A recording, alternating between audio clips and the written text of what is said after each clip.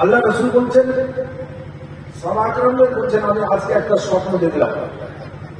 তো সাহাবী রাসূল বলছেন, ইয়া রাসূলুল্লাহ, ইয়া নবী আল্লাহ, ইয়া হাবিবাল্লাহ, আপনি কি স্বপ্ন দেখেছেন? আপনি কি স্বপ্ন দেখেন? যাও দেখেন, বাস্তব দেখেন।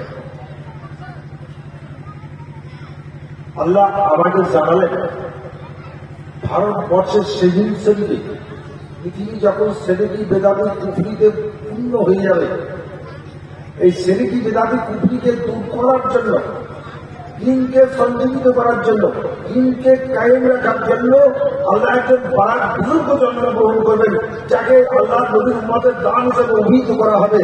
আল্লাহ বলছেন, আমি জিজ্ঞাসা করলাম, আল্লাহ রাসূল বলছেন, আমি স্বপ্ন দেখলাম ভারতবর্ষে একটি তোতা এসে আমার ঠোঁটে ঠোঁট লাগিয়ে আমার ঠোঁটের লালা পান করতেছে। সে তোতার খবর আল্লাহকে জিজ্ঞাসা করলো। আল্লাহ বলে,